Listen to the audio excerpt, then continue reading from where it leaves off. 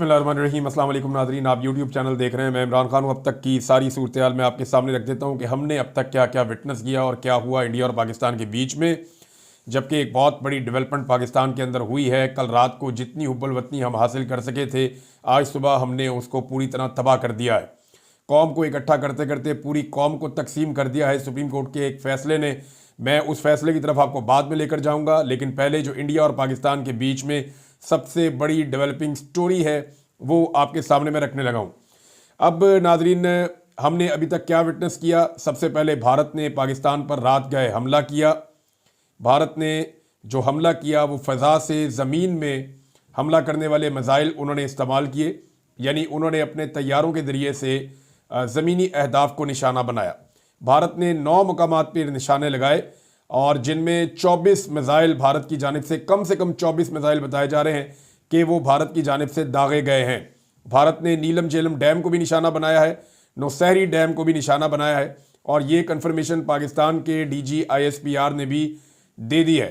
भारत ने मसाजिद के ऊपर अटैक किया है और हलाकतों और शहादतों की तादाद जो है वो अब ज़्यादा हो गई है। रात को जब ISPR ने क्लेम किया था तो कुछ शहादतों की तादाद को छुपाने की कोशिश की जा रही थी या कम बताया जा रहा था, हालांकि जो इंडिपेंडेंट सोर्सेज हैं वो ये बता रहे थे कि नुकसान ज़्यादा हुआ है। और मैं आपको ये रात को भी कह रहा था कि कन्फर्मेशन आ जाएगी, दिन के उजाले में पता चल जाएगा। ऐसे लाशों को छुपाया नहीं जा सकता। और फिर पता चला कि 26 के करीब अब तक शहदा की तादाद हो चुकी है पाकिस्तान में, और ये तमाम लोग सिविलियन हैं, इनमें ख़वातीन और बच्चे भी शामिल हैं। मसाजिद को शहीद किया गया है, मसाजिद के ऊपर अटैक किया गया है। इस पे मुसलमानों में, पाकिस्तानियों में शदीद गम व गुस्सा है। अब डैम्स को निशाना बनाया गया, मसाजिद और मदारस को निशाना बनाया गया, और भारत की जानिब से जो सबसे कार्रवाई का बड़ा हिस्सा है वो ये है कि भारत ने पाकिस्तान के 4 सेटल्ड एरिया में, यानी इंटरनेशनल बॉर्डर की खिलाफ वर्जी करते हुए हमला किया है।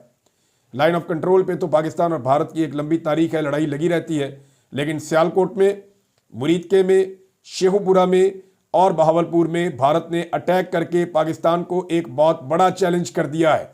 अब लाइन ऑफ कंट्रोल के दोनों तरफ कार्रवाई से फर्क नहीं पड़ेगा। पाकिस्तानी ये डिमांड कर रहे हैं कि पाकिस्तान भी भारत के सेटल्ड एरियाज में भारत को नुकसान पहुंचाए। देखें, पाकिस्तानी ये कभी नहीं कहेंगे कि सिविलियंस को वहां पे पाकिस्तान मारे। सिविलियंस की हलाकतों के या सिविलियंस के नुकसान के पाकिस्तान खिलाफ है, लेकिन भारत को नुकसान जरूर पहुंचना चाहिए, कम से कम उन स्ट्रक्चर्स को जो पाकिस्तान के पानियों के ऊपर बनाए गए हैं। ये पाकिस्तानियों का एक बड़ा मुतालबा है।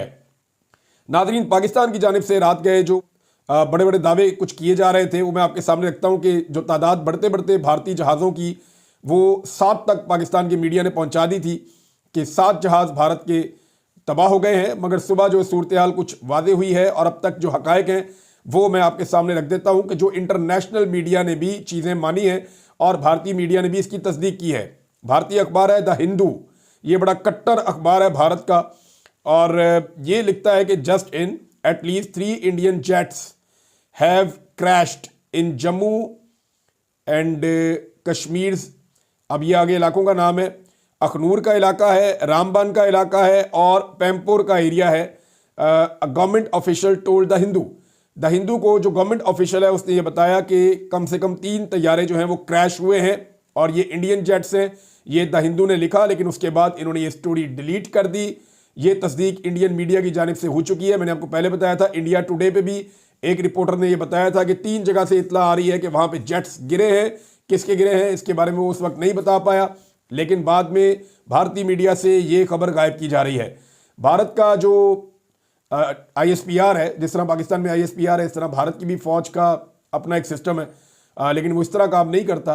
तो उनसे भी जब इस बारे में तवक्को की जा रही थी कि वो इस पे बात करेंगे, तो उन्होंने पाकिस्तान के इन दावों के ऊपर किसी किस्म की कोई बात नहीं की कि उनकी एयरफोर्स का कितना नुकसान हुआ है।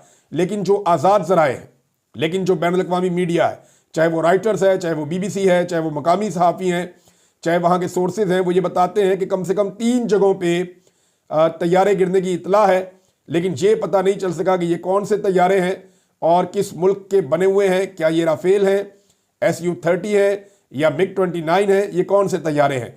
एक तैयारा पुलवामा के नज़दीक पामपुर का इलाका है, वहाँ से बलडोज़र को भी देखा गया कि वो मलबा उठाकर लेकर जा रहा है, और ये विजुअल्स आप सब सोशल मीडिया पे देख चुके हैं। دوسرا جو طیارہ ہے وہ جموں کا ضلع رام بن، وہاں پہ بھی ایک طیارہ گرا ہے اور اس کی کنفرم اطلاعات ہیں۔ تیسرا جو ہے پنجاب کا ضلع بٹنڈا، وہاں پہ بھی ایک طیارہ گرنے کی اطلاعات ہیں، اس کے ویجولز بھی آپ نے دیکھے ہیں، وہاں پہ پنجابی میں کھڑے ہوئے لوگ جو ہیں سکھ برادری وہاں پہ بات چیت بھی کر رہی ہے کہ طیارہ تو آ کے ڈگا جہاز، تو یہ وہ جو باتیں پنجابی میں کرتے ہیں تو وہ اس کے بارے میں بتا رہے ہیں۔ پاکستانیوں کی جو شہادتیں ہیں، اب دیکھیں نا، انڈیا میں 26 سویلین قتل کیے گئے، دہشت گردوں نے کیے، اور بھارت نے اسی طرح کی دہشت گردی کرتے ہوئے پاکستان میں 26 سویلینز کو قتل کر دیا ہے۔ اب اسرائیل نے کھل کر بھارتی فوجی کارروائی کی حمایت کا اعلان کر دیا ہے، اور اسرائیل کا یہ کہنا ہے کہ وہ کھل کر بھارت کو اس میں سپورٹ کرے گا۔ ڈی جی ISPR نے جو پریس کانفرنس کی، اس میں انہوں نے ایک بات اٹھائی کہ کیا جنگی قوانین اور عالمی نارمز اس بات کی اجازت دیتے ہیں کہ بھارت واٹر سٹرکچرز کو نشانہ بنائے؟ یعنی اس کا مطلب ہے کہ پاکستان واٹر سٹرکچرز کو نشانہ نہیں بنانا چاہتا، کیونکہ پاکستان جو ہے وہ جنگی قوانین اور جو عالمی نارمز ہیں ان کی پاسداری کرنا چاہتا ہے۔ یعنی ڈی جی ISPR کے کہنے کا مطلب تو یہی لگ رہا ہے، پاکستان میں جو بڑا مطالبہ ہے وہ یہ ہے کہ ہمیں اسی طرح کا بدلہ چاہیے جیسا حملہ بھارت نے کیا ہے۔ بھارت نے بہت بڑا حملہ کیا ہے، پاکستان کے اندر سویلینز کے اوپر میزائل داغے ہیں، اور یہ بھارت کی جانب سے جنگی جنون ہے۔ بھارت نے بدترین پاکستان میں میزائل باری کی ہے، 4 سیٹلڈ ایریاز میں بارڈر کی خلاف ورزی کر کے بھارت نے حملہ کیا ہے۔ کیا پاکستان ویسا جواب دے پائے گا؟ پاکستان کی حکومت کی جانب سے یہ دعویٰ کیا گیا ہے کہ پاکستانی فورسز کو فری ہینڈ دے دیا گیا کہ جناب اب آپ جوابی کارروائی کریں اور اپنے طریقے سے جوابی کارروائی کریں۔ اس کا یہ مطلب ہے کہ پاکستان ابھی جوابی کارروائی کا حق محفوظ رکھتا ہے، لیکن دوسری جانب پاکستان کے وزیر دفاع کا جو بیان ہے وہ انتہائی کمزور اور انتہائی گھٹیا بیان قرار دیا جا رہا ہے پاکستان میں تمام حلقوں کی جانب سے، کہ انہوں نے بین الاقوامی میڈیا پر یہ کہا کہ اگر بھارت رک جاتا ہے لڑائی کرنے سے تو ہم سیز فائر کے لیے تیار ہیں۔ بھئی بھارت نے پاکستان کے اندر گھس کر میزائل حملے کیے ہیں، اور سیالکوٹ میں کیے ہیں، مریدکے میں کیے ہیں، مساجد کو نشانہ بنایا ہے، بھاولپور میں کیے ہیں، شیخوپورہ میں کیے ہیں۔ جب بھارت نے اتنی بدترین کارروائی کرتے ہوئے نہیں سوچا تو خواجہ آصف اپنے طور پہ کیسے سیز فائر کا اعلان کر سکتے ہیں؟ یعنی وہ یہ کہہ رہے ہیں کہ بھارت جو ہے وہ اس وقت لائن آف کنٹرول کے اوپر شیلنگ بند کر دے، ہم سیز فائر کرنے کے لیے تیار ہیں۔ کیوں جی؟ بھارت نے آپ کے جو سٹرکچرز ہیں، جو واٹر سٹرکچرز ہیں، ان کے اوپر بھی اٹیک کیا ہے، نیلم جیلم کے اوپر بھی اٹیک کیا، اور نوسیری ڈیم کے اوپر بھی اٹیک کیا، جو انتہائی افسوسناک عمل ہے۔ تو کیا اس کے بدلے میں پاکستان، جو پاکستان کے پانی ہے، یعنی سندھ طاس معاہدے کے مطابق دریائے سندھ، دریائے جہلم اور دریائے چناب، ان تینوں دریاؤں کے پانیوں کے اوپر پاکستان کا حق ہے، اور بھارت ان میں سے کسی بھی دریا کا پانی نہیں روک سکتا۔ بھارت نے ان دریاؤں کے اوپر بہت سارے سٹرکچرز بنا رکھے ہیں، اب پاکستان کی ذمہ داری ہے اور پاکستان کو جوابی کارروائی کرنی پڑے گی کہ وہ ان سٹرکچرز کو ہٹا کر پاکستان کا پانی کھلوائے، اور یہ بات پاکستانی بار بار کر رہے ہیں، پاکستانی اس بارے میں مطالبہ کر رہے ہیں۔ صاحبزادہ حامد رضا صاحب نے کہا کہ بھارت نے ہمارے اوپر سیٹلڈ ایریاز میں 24 میزائل مارے ہیں، جب تک پاکستان واپس 48 میزائل نہیں مارے گا اور بھارت کے سیٹلڈ ایریاز میں نہیں مارے گا، تب تک اس کو جواب یا اس کو بدلہ تصور نہیں کیا جائے گا۔ ساتھ ہی ساتھ صاحبزادہ حامد رضا صاحب نے ایک اور بات کی ہے کہ اگر پاکستان پہ مسجد گرائی جا سکتی ہے یا مساجد پہ حملہ کیا جا سکتا ہے تو بھارت میں بھی مندروں پہ حملہ کیا جا سکتا ہے۔ یہ جناب صاحبزادہ حامد رضا صاحب کا ایک موقف ہے جو میں نے آپ کے سامنے رکھ دیا ہے، اور یہ اس وقت کی صورتحال ہے۔ عالمی سطح پہ بڑا زور لگایا جا رہا ہے کہ دونوں ممالک ریسٹرینٹ کا مظاہرہ کریں، جنگ بندی کسی طرح ہو جائے اور لڑائی مزید آگے نہ بڑھے، لیکن لڑائی بڑھنے کے خدشات موجود ہیں، کیونکہ بھارت کا اگر اتنا نقصان ہوا ہے اور اس کے اگر رفال طیارے گر گئے ہیں یا رافیل طیارے گر گئے ہیں بھارت کے، جن کے بارے میں پاکستان دعویٰ کر رہا ہے، تو یہ نریندر مودی کے لیے بہت ہی آکورڈ سچویشن ہو جائے گی، فرانس کے لیے بہت بری صورتحال ہو جائے گی۔ کچھ لوگ یہ دعویٰ کر رہے ہیں کہ جو فرانسیسی کمپنی ہے جو رافیل طیارے بناتی ہے، اس کے شیئرز کی مالیت گری ہے، جبکہ یہاں پہ جو پاکستان نے ہتھیار استعمال کیے ہیں ان کمپنیز کے شیئرز کی مالیت بڑی ہے، یعنی چائنا کو اس کا فائدہ ہوا ہے اور فرانس کو اس کا نقصان ہوا ہے۔ اب اگر پاکستان اور بھارت کے بیچ میں کوئی نیوکلیئر وار ہو جاتی ہے، اس حوالے سے اندازے اور تخمینے دنیا نے لگانے شروع کر دیے ہیں۔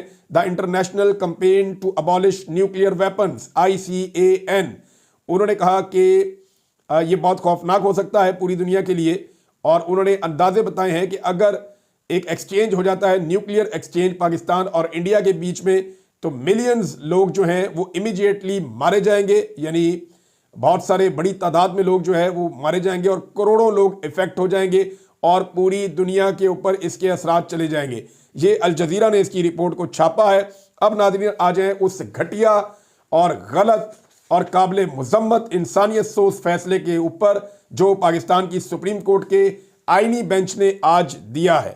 ناظرین ایک طرف قوم کو اکٹھا کر رہی تھی دشمن کی کارروائی، قوم دشمن کے عزائم کے خلاف اکٹھی ہو گئی، اور پہلی مرتبہ مجھے رات کو ایسا محسوس ہو رہا تھا کہ سب لوگ ایک ہی سمت میں سوچ رہے ہیں کہ ہر حال میں دشمن کو جواب دینا ہے۔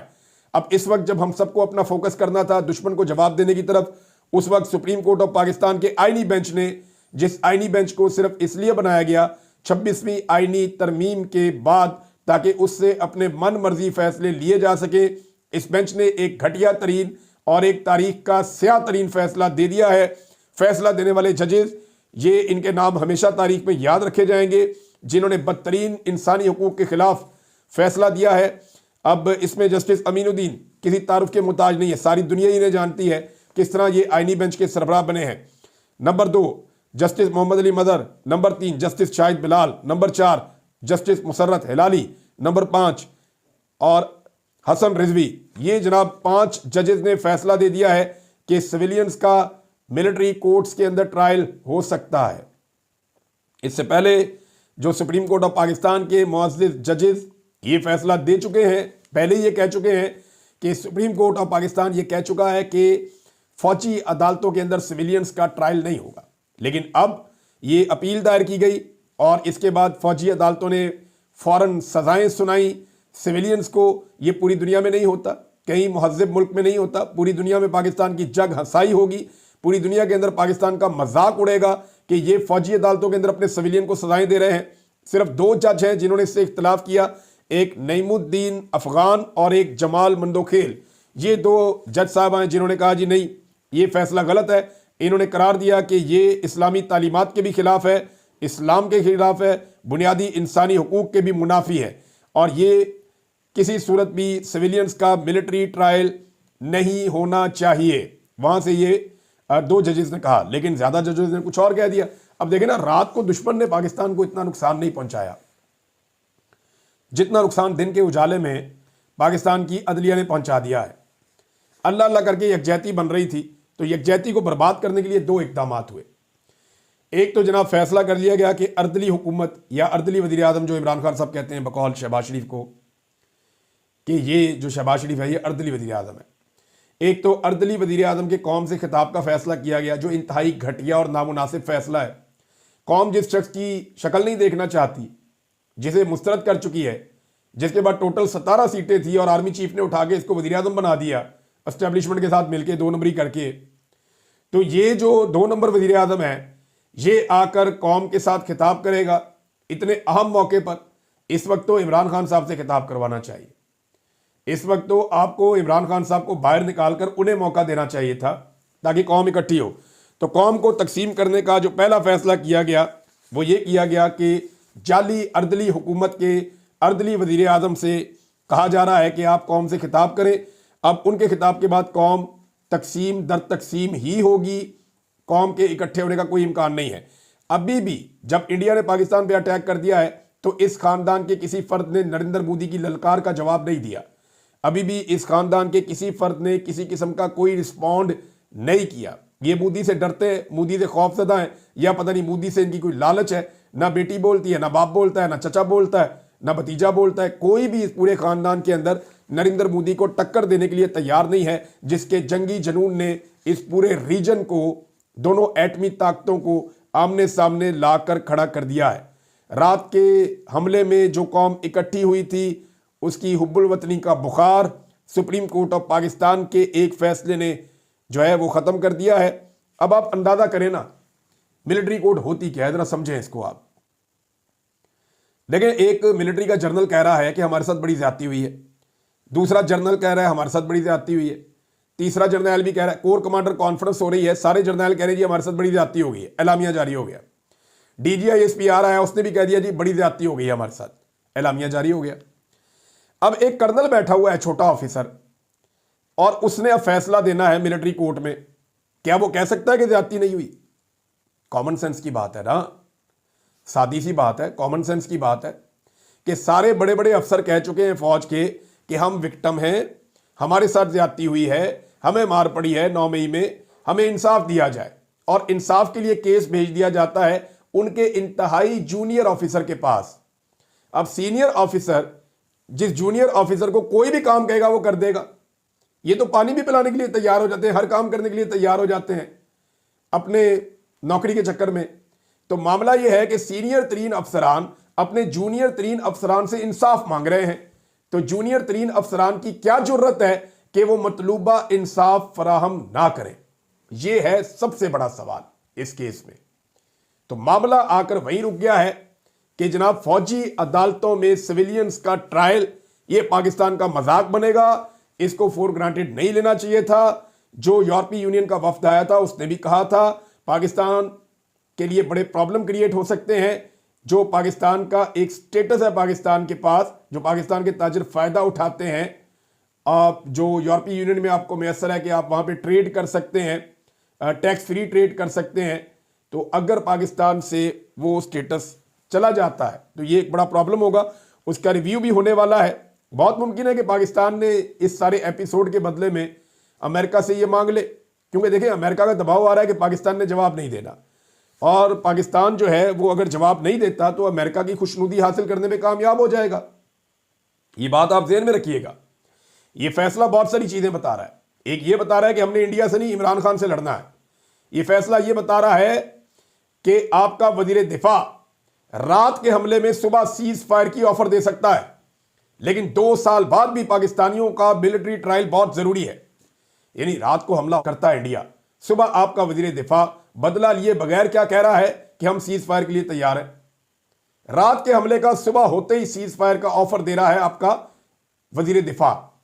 लेकिन 2 साल पहले होने वाला एक मामला जो अभी भी कंट्रोवर्शियल है, जिसपे इमरान खान साहब कहते हैं जुडिशियल इंक्वायरी करवाई जाए, जिसपे वो कहते हैं कि ये फॉल्स फ्लैग ऑपरेशन है, जिसपे इमरान खान साहब कहते हैं कि 9 मई तो बहाना है, पाकिस्तान तहरीक इंसाफ को दीवार के साथ लगाना था और कुचलना था, और वो हमने होता हुआ भी देखा। देखे ना, अगर 9 मई के बाद पीटीआई का इंतखाबी निशान ना छीना जाता, अगर 9 मई के बाद पाकिस्तान तहरीक इंसाफ के बंदे अगवा ना किए जाते, अगर 9 मई के बाद पाकिस्तान तहरीक इंसाफ के जबरी गुमशुदगियों के बाद लोगों की वफादारियां तब्दील ना करवाई जाती, अगर धांधली ना की जाती, तो लोग कहते जी 9 मई का वाकया ठीक है। 9 मई के बहाने जिस तरह एक पॉलिटिकल पार्टी को और लीडरशिप को कुचला गया है, उससे साबित होता है कि एक्चुअली 9 मई एक बहाना था। तो अब 9 मई को 2 साल गुजर गए हैं, वहां पाकिस्तानियों का आज 2 साल के बाद भी फौजी अदालतों में ट्रायल करना है, लेकिन रात को भारत ने अटैक किया है तो सुबह भारत को सीज फायर की ऑफर भी पाकिस्तान के वजीर दिफा ने करनी है। अब पता नहीं वजीर आजम जो है वो भी कौन से खिताब करने जा रहा है, पता नहीं पाकिस्तान का वजीर आजम क्या कहता है, लेकिन बेहद बेशर्मी है और ढिठाई है कि उस मौके पर जब कौम बड़े लंबे अरसे के बाद इकट्ठी होने जा रही थी, कौम को तकसीम कर दिया गया इस अर्दली हुकूमत और इस बेशर्म निज़ाम के ज़रिए से। नाज़रीन, पाकिस्तानियों का अब एक ही मुतालबा है, और वो बड़ा मुतालबा है, और ये मेरा भी मुतालबा है कि भारत ने पाकिस्तान के सेटल्ड एरियाज़ के ऊपर अटैक किया है, पाकिस्तान के शहरी इलाकों को मिसाइलों से निशाना बनाया है। पाकिस्तान को उस लेवल का जवाब देना पड़ेगा। पाकिस्तान जब तक उस लेवल का जवाब नहीं देगा तब तक उसे बराबर की कार्रवाई तसव्वुर नहीं किया जा सकता, वरना यही सोचा और समझा जाएगा जो इससे पहले खबरों में आ रहा था कि भारत अपने टारगेट्स अचीव कर लेगा और पाकिस्तान कुछ जवाबी कार्रवाई कर देगा, और पाकिस्तान और भारत दोनों के लिए विन विन सिचुएशन हो जाएगी।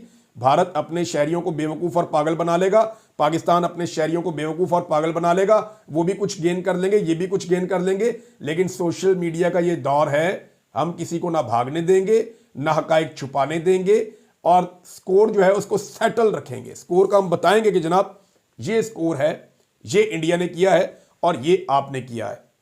इंडिया ने सिविलियंस को मारा है, उन्होंने ऐलान जंग किया है, आपका पानी भी रोक रहे हैं वो। पाकिस्तान का पानी, पाकिस्तानियों का पानी पाकिस्तानियों तक पहुंचे, ये रिस्पॉन्सिबिलिटी पाकिस्तान की फौज की है, और उन्हें अब ये जिम्मेदारी पूरी करनी पड़ेगी। सिर्फ मिलिट्री ट्रायल नहीं करना सिविलियंस का, सिविलियंस को उनके हक भी लेकर देने हैं। अब तक के लिए इतने ही। अपना ख्याल रखिएगा, अपने इस चैनल का भी। अल्लाह हाफिज़।